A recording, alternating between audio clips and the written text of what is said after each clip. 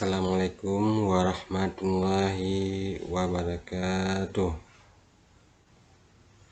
Alhamdulillahirrabbilalamin. Wassalatu wassalamu ala asrafil anbiya'i wal mursalin wa ala alihi wa sahbihi ajma'in. Alhamdulillah, pada kesempatan kali ini kita masih diberikan kesehatan dan kesempatan sehingga kita dapat berjumpa kembali dan dalam rangka menuntut ilmu dan belajar. Baiklah anak-anak, sebelum belajar, marilah sama-sama kita berdoa mulai. A'udzu billahi minasyaitonir rajim. Bismillahirrahmanirrahim. Rabbi zidni ilman warzuqni fahman waj'alni minas salihin. Ya Allah, tambahkanlah aku ilmu dan berilah aku kemampuan untuk memahaminya, dan jadikanlah aku termasuk golongan orang-orang yang saleh. Amin. Apa kabar semuanya? Semoga sehat-sehat semua ya, dan selalu dalam lindungan Allah Subhanahu wa Ta'ala. Pada kesempatan hari ini kita akan belajar tentang materi salat, submateri salat kewajibanku. Minggu lalu kita telah belajar tentang tawadu. Apa itu tawadu? Siapa yang masih ingat? Ayo, siapa?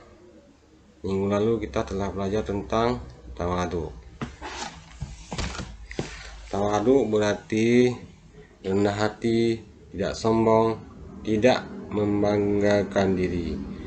Allah Subhanahu wa Ta'ala memerintahkan hambanya untuk rendah hati kepada sesama dengan cara mengucapkan kata-kata yang baik dan lemah lembut.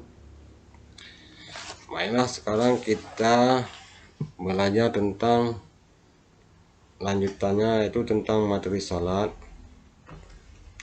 Tujuan pembelajaran yaitu menjelaskan pengertian salat, menguraikan pentingnya salat, merincikan gerakan-gerakan salat dengan tertib, mendemonstrasikan gerakan-gerakan salat. Baiklah anak-anak, silakan dibuka bukunya, yaitu halaman 59, yaitu tentang salat. Inti ibadah salat. Salat artinya doa. Salat diartikan pula sebagai serangkaian ucapan dan gerakan tertentu yang diawali dengan takbiratul ihram dan diakhiri dengan salam.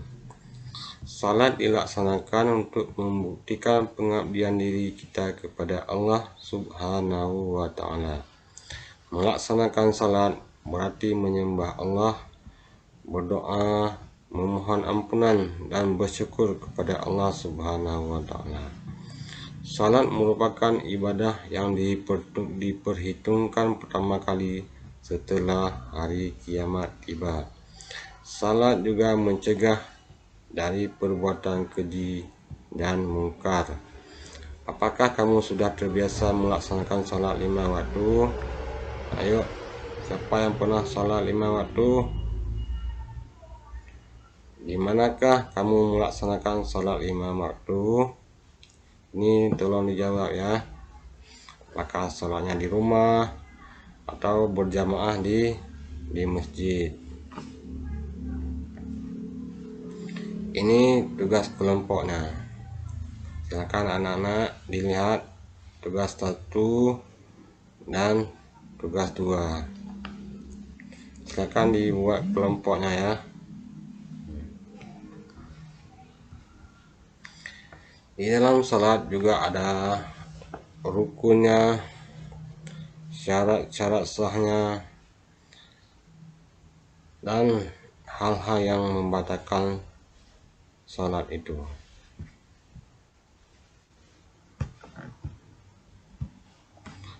Nah, syarat dan rukun salat fardu antara lain: 1. Salat fardu.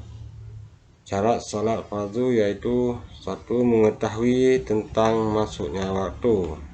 Jadi kita tahu masuknya waktu salat.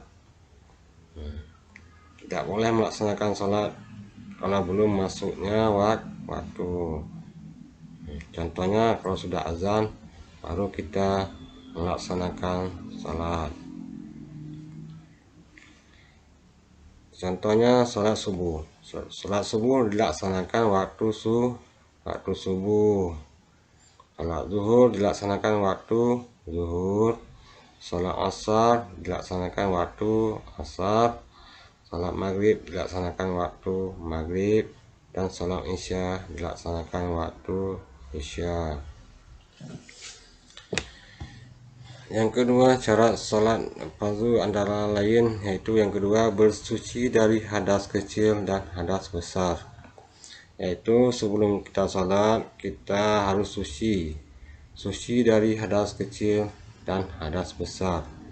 Yaitu dengan cara kita berwudu. Makanya sebelum salat kita wajib berwudu. Kalau tidak ada wudu berarti kita tidak sah salatnya. Yang ketiga yaitu suci badan, suci pakaian, dan suci tempat. Sebelum salat kita harus suci badan, itu dengan mandi. Tidak boleh ada kotoran di badan kita. Dan suci pakaian juga harus bersih. Tidak boleh ada najis ataupun kotoran. Dan yang ketiga yaitu kita juga harus melihat tempatnya, yaitu suci tempatnya. Tidak boleh ada kotoran di tempat kita salat. Yang keempat yaitu menutup aurat. Ini menutup aurat, tidak boleh membuka aurat kalau salat. Yang kelima yaitu menghadap kiblat. Yaitu kita dalam salat harus menghadap kiblat. Ini setelah syarat salat fardu. Yang kedua yaitu rukun salat fardu. Rukun salat fardu yaitu yang dimaksud rukun salat adalah segala sesuatu yang harus dilaksanakan ketika melaksanakan salat. Jika tidak dilaksanakan salatnya tidak sah. Jadi rukun ini harus dilaksanakan. Yang pertama adalah niat. Kita harus berniat sesuai dengan salat yang kita lakukan. Contohnya salat subuh, kita harus berniat untuk salat subuh. Salat zuhur, kita harus berniat untuk salat zuhur. Salat asar juga harus kita niatkan untuk salat asar. Salat maghrib juga kita harus niatkan untuk salat maghrib. Salat isya kita harus niatkan untuk salat isya.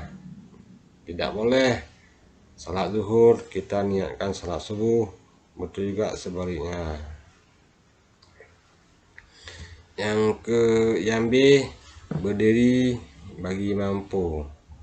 Yaitu setelah berniat kita berdiri tegak lurus menghadap kiblat. Yang C yaitu takbiratul ihram, yaitu membaca lafaz Allahu Akbar dengan mengangkat kedua tangan kita. Ini hal-hal yang membatalkan salat, yaitu hilang ingatan,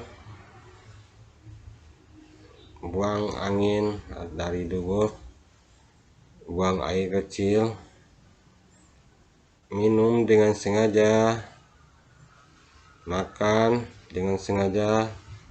Sedang sholat kita tidak boleh makan, kena najis juga membatalkan sholat, dan haid atau nifas.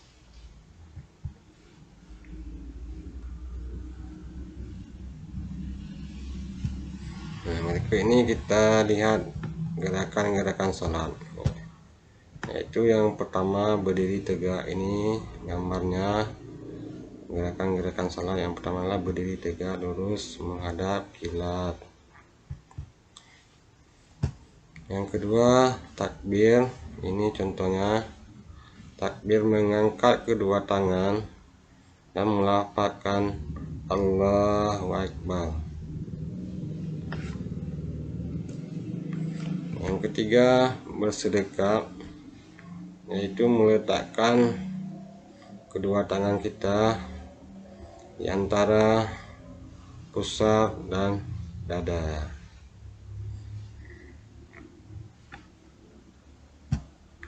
Nah, ini ruku.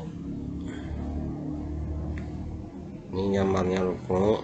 Terus posisi punggung lurus. Ini lurus. Tidak boleh mengangkat punggungnya lebih tinggi daripada kepala. Ini i'tidal. Setelah ruku i'tidal. Ini i'tidal. Ini sujud. Ini contoh gambarnya sujud. Ini duduk di antara dua sujud. Gambarnya ini tahiyat awal dan tahiyat akhir atau duduk tawaruk. Ini menutup gerakan salat dengan salam, yaitu menoleh ke kanan dan menoleh ke kiri.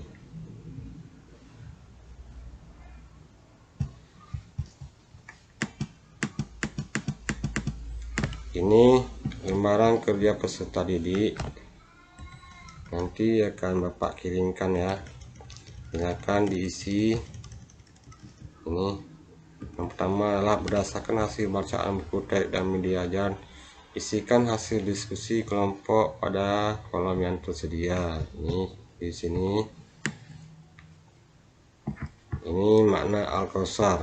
Berdasarkan hasil bacaan buku teks dan lamban ajar, tulislah hasil diskusi bersama teman-teman kelompok pada kolom di bawah ini. Ini berdasarkan bacaan buku teks dan lamban ajar, kemukakan hasil diskusi kelompok pada kolom yang tersedia, yaitu pentingnya mendirikan salat 5 waktu. Ini ditulis dengan hikmah dari pelaksanaan salat tepat waktu. Ini dari diskusi. Yang pertama adalah A. Makna mendirikan salat. Yang B. Makna Al-Kautsar. Yang C. Pentingnya mendirikan salat tepat waktu. Hikmah dari pelaksanaan salat tepat waktu. Silakan anak-anak untuk belajar. Semoga ilmunya bermanfaat untuk diri sendiri dan untuk orang lain. Pembelajaran hari ini cukup sekian.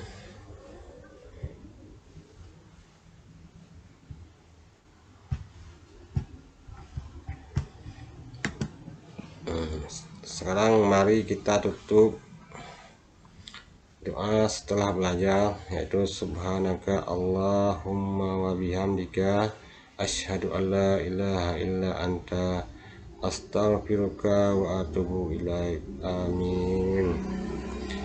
Semua ini yang Bapak sampaikan, lebih dan kurang Bapak mohon maaf. Wabillahi taufiq wa hidayah. Assalamualaikum warahmatullahi wabarakatuh.